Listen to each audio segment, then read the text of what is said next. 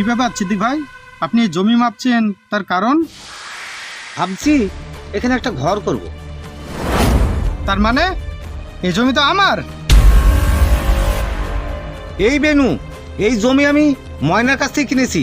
যা বলবি তুই ময়নাকে বলকা। কিনেছি বললেই হয়ে গেল? এই জমি আমার বোনকে দিয়েছি, এই জমির প্রথম হকদার হলাম আমি। তা সবাই জানে এই জমির প্রথম হকদার তুই, কিন্তু ময়না তো আমার কাছে বিক্রি করেছে। তা তুমি কত টাকায় জমিটা নিয়েছো? পুরো 1,00,000। 1 লাখ টাকা মানে? এই জমির দাম কম করে হলেও 5 লাখ টাকা। তুমি আমার বোনটাকে সহজ সরল পেয়ে ভুগিয়ে নিয়েছো নাকি? আমি তোমার নামে মেম্বারের কাছে আজই বিচার ডাকবো। যে তো যাচ্ছে তাই কর, ময়না আমার কাছে বিক্রি করেছে, আমি কিনেছি। ঠিক আছে, আমিও দেখছি। এই চলো। তুই যা, আমার প্ল্যান ঠিকই আছে।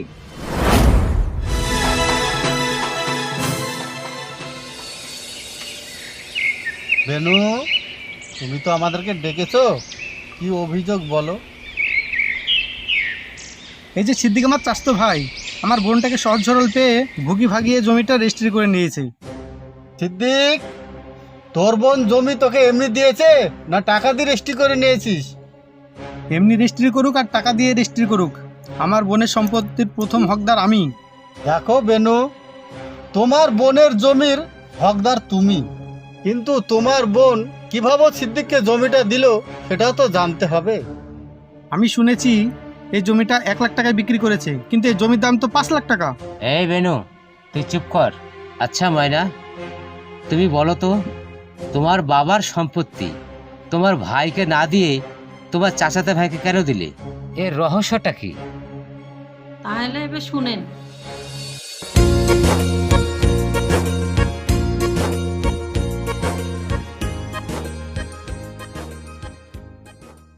বেনু, ও বেনু, কি ব্যাপার এই অসময়ে? বেনু নাই বাড়িতে? ওকে একটু ডেকে দাও না, আমার খুব দরকার। না না, আমি ওকে ডাকতে পারবো না, অনেক রাত করে এসেছে, এখন ডাকলে বকাঝকা করবে। দেখো সাইদা, আমি খুব বিপদে পড়ে এসেছি, ওকে একটু ডেকে দাও না। কই গো, শুনছো? তোমার বোন ডাকছে।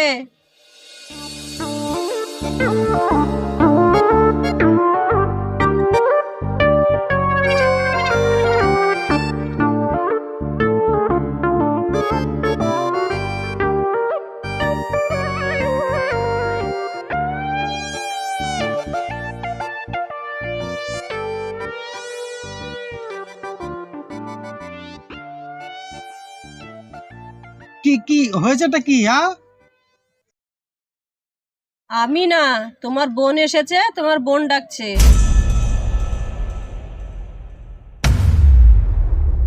কি ব্যাপার, হঠাৎ তুমি এখানে? কি হয়েছে? দেখ ভাই, আমি খুব বিপদে পড়ে এসেছি, আমাকে লাখখানিক টাকা ধার দে না। টাকা? এত টাকা আমি এখন কোথায় পাবো?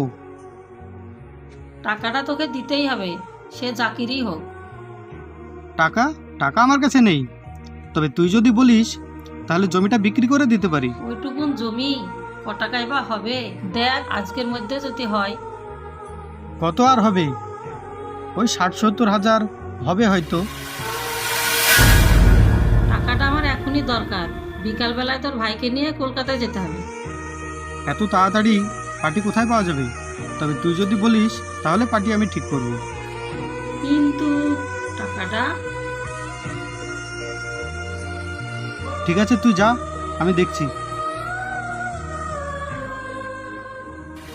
তুমি যে কাল রাত্রে 5 লাখ টাকা নিয়ে আসলে, জমিটা তো তুমি নিয়ে নিতে পারতে। পারতাম, কিন্তু জমিটা এখন নিতে গেলে আমাকে পুরো 1 লাখ টাকাই দিতে হতো। সব থেকে বড় কথা, যখন সব জায়গায় ঘুরে এসে জমিটা বিক্রি করতে না পারবে, তখন আমার কাছেই জমিটা 50,000 টাকায় বিক্রি করতে হবে, বুঝলে? বাহ, তোমার মাথায় তো হেভি বুদ্ধি। ঠিক আছে, আমরা দুজন এখন ঘুরতে যাব, তুমি রেডি হয়ে নাও।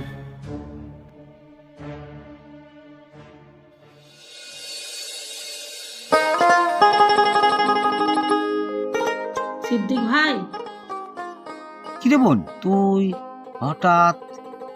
ভালো আছিস? আমি খুব বিপদে পড়ে আসছি ভাই। কেন, কি হয়েছে তোর? আমাকে 1 লাখ টাকা ধার দিতে পারবা? 1,00,000 টাকা? টাকাটা আমার খুব দরকার ভাই। তোমার ভগ্নিপতি কেলি আজই আমাকে কলকাতা যেতে হবে। বলিস কি? কি হয়েছে?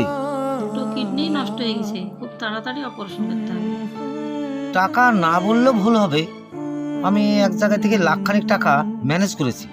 দেখতেই তো পাচ্ছিস আমি ভাঙা ঘরে থাকি। ঘরটা সারাবো বলে ভাটার দিকে যাচ্ছিলাম। তাহলে কিরে চলে যাচ্ছিস কেন? টাকা নেবি না? আয়। না থাক, তুমি ঘর করবো বলছো। এবছর না হয় পরের বছর সারাবো। তোর টাকাটা খুব প্রয়োজন, টাকাটা আমার কাছে আছে। আয় নিয়ে যা। তুমি বড় উপকার করলে ভাই আমার। ঠিক আছে তুই যা। ঘরটা নাই আমি পরেই সারাবো, আগে ভগ্নিপতিটা ভালো হয়ে আসো।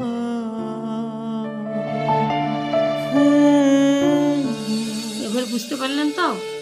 হ্যাঁ, আমি তো বুঝতে পারলাম। তাহলে আপনি কিছু বলুন। ওই জমির দাম আমি 5 লাখ টাকা দেবো। সিদ্দিক ভাইকে বলুন আমার নামে রেজিস্ট্রি করে দিতে। তাহলে সিদ্দিক, বেনু যখন 5 লাখ টাকা দিব বলছে, তাহলে তুমি 2 লাখ টাকা রেখে দাও, বাকি 3 লাখ টাকা ময়নাকে দিয়ে দাও, তারপর ওই জমিটা রেজিস্ট্রি করে দাও। কি বলেন মনোহর সাহেব? ময়না যদি বলে আমি জমি রেজিস্ট্রি করে দেবো, আমার কোনো লাভ লাগবে না। আমার ভগ্নিপতি অসুস্থ ছিল, তাই আমি 1 লাখ টাকা ময়নাকে দিয়েছি। জমি রেজিস্ট্রি? ময়না আমাকে জোর করে জমি রেজিস্ট্রি করে দিয়েছে। ময়না, বেনু তো 5 লাখ টাকা বলছে, তাহলে সিদ্দিক বেনুকে জমিটা রেজিস্ট্রি করে দে। দেখেন, আপনারা দুজনাই গুণব্যক্তি লোক। আমার যখন টাকার দরকার ছিল তখন সিদ্দিক ভাই দিয়েছিল। ওই 1 লাখ টাকা আমার ভাই দেয়নি, তখন সিদ্দিক ভাই দিয়েছিল। তখনকার 1 লাখ টাকা এখন 1 কোটি টাকা সমান। ওই টাকাটা তখন সিদ্দিক আমাকে দিয়েছিল বলে আমার স্বামীকে আমি বাঁচিয়ে আসতে পেরেছি। দেখো বেনু, তোমার বোনের প্রতি যে তুমি অন্যায় অবিচার করেছো, এই বিচার করা আমাদের পক্ষে সম্ভব নয়। দেখো বেনু, যার টাকা আছে বিচারের রায় তার দিকেই হয়। সিদ্দিক গরিব হতে পারে, কিন্তু আর মনটা অনেক বড়। কিন্তু তুমি যে কাজ করেছো, এই জমির হকদার আর তুমি নাও, এই জমির হকদার সিদ্দিক।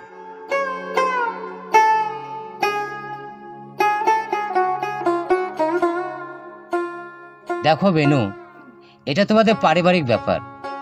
নিজের রক্তের ভাই বোন, বোনেদের সঙ্গে যে কিভাবে সম্পর্ক করতে হয় সেটা মনে হয় তোমার জানা নেই। তবে আমি বলছি, নিজের ভাই বোনের সম্পর্ক ঠিক রাখবা। এমনকি বোনেদের সুখ দুঃখের খবর নিতে হয়। তুমি ছোট ভাই, আর ময়না তোমাকেও বলছি, সে ছোট ভাই, ছেলের মতো। তোমাকেও সব দিক দেখতে হবে। অনেক অন্যায় সে করতে পারে, তোমার মনের দিক থেকে তাকে তুমি ক্ষমা দাও। যাও বেনু, বোনের হাত ধরো, মাপ চেয়ে নাও।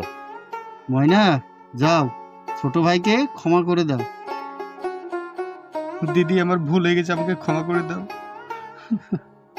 আমাদের সমাজে এমন ঘটনা অনেকেই ঘটে, এমন কেউ করবেন না। ভালো থাকবেন, সুস্থ থাকবেন।